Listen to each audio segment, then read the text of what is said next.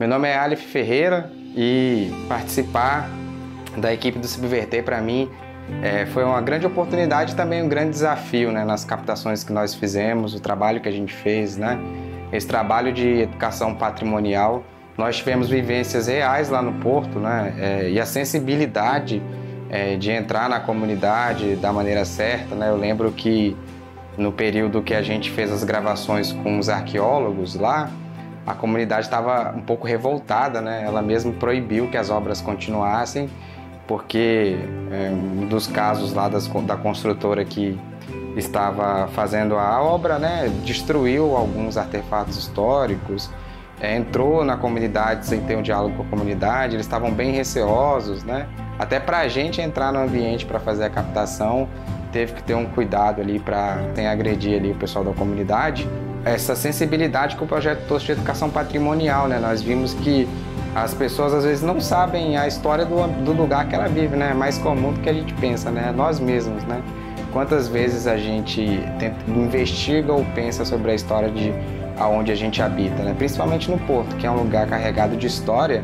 E aí durante as capturas, né, nós mesmos fomos surpreendidos com informações históricas dos arqueólogos que estavam ali, com achados nunca antes ditos na literatura da história do Porto de São Mateus. E tudo isso assim, foi desafiador, não foi uma tarefa fácil para a gente, assim, teve momentos que foram desconfortáveis para fazer a captação, mas o resultado final foi incrível, né?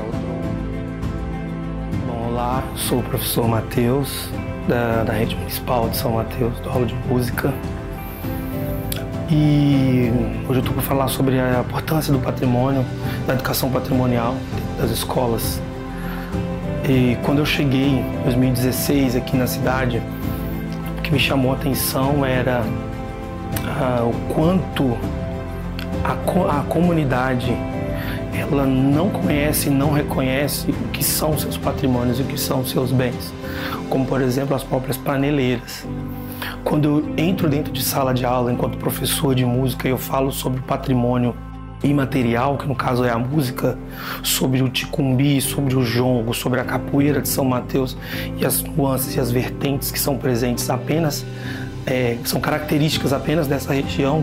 Há um processo de desconhecimento absurdo das crianças do corpo docente, e por esse desconhecimento, por essa falta de pertencimento, de identidade, acontecem diversos processos, inclusive de processos racistas por parte de crianças, de pais, de alunos, por desconhecerem, por ser uma prática, a manifestação cultural, o patrimônio, está distante dos espaços educacionais.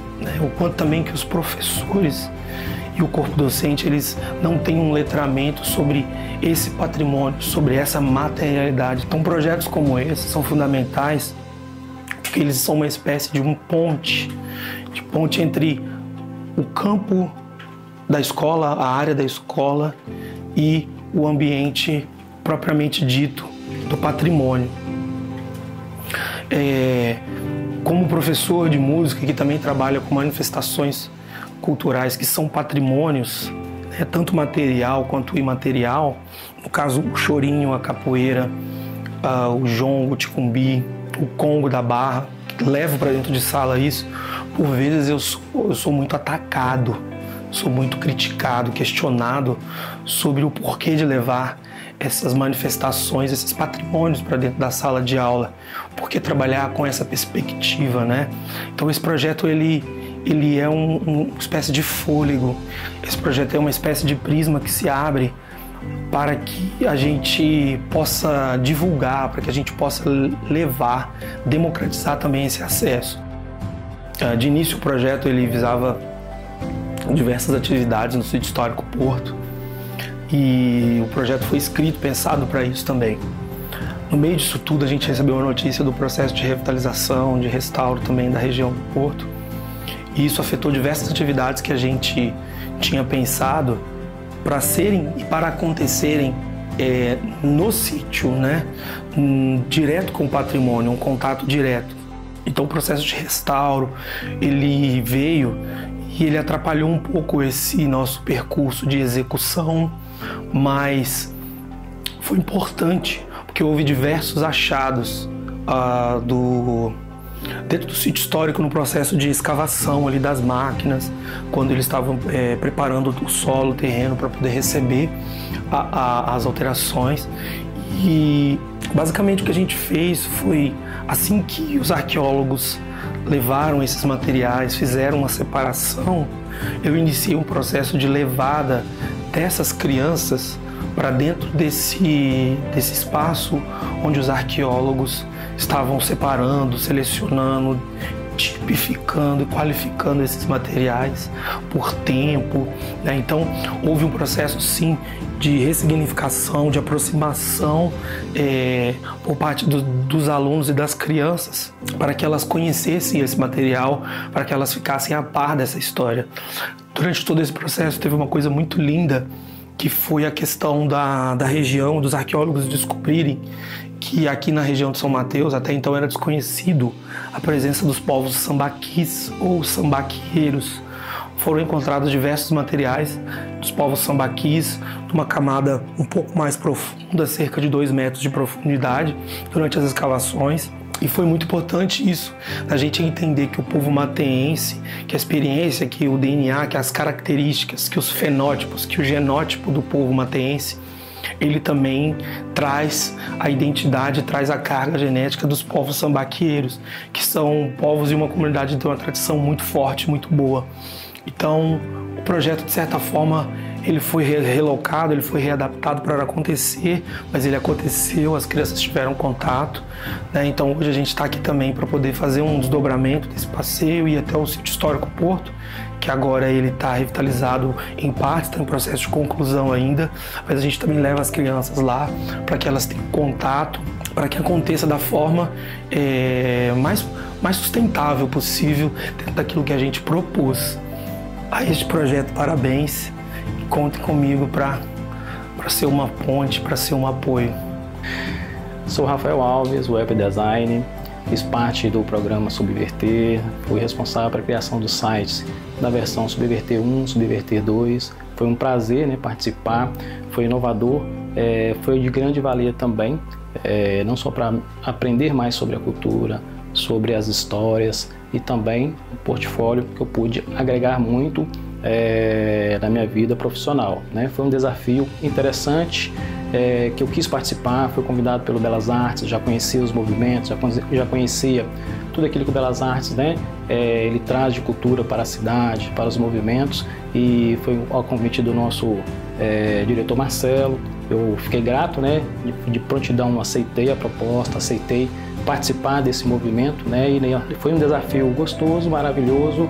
Foi prazeroso participar e fizemos tudo com muito carinho, com muito trabalho, com muito cuidado, muito detalhe, para tentar transparecer tudo aquilo que realmente foi produzido, foi transmitido, foi transparecido aí para a população de São Mateus. Olá, meu nome é Augusto Boaventura, eu fiz parte da equipe do projeto Subverter. E esse projeto, ele me gerou altas paradas, porque ver, né, as crianças saindo de um lugar de tipo só chegar, abrir caderno, fecha caderno, vai e volta, mas ver elas sorrindo, se dedicando para as oficinas que a gente levou é de suma importância para mim, e também essa manifestação cultural que a gente leva para dentro da escola também é de muita importância, porque eu acho que isso está faltando nas comunidades, nas escolas, e a arte e cultura, para mim é uma parada muito louca, porque a arte me tirou de um vaso e me plantou em outro, sabe?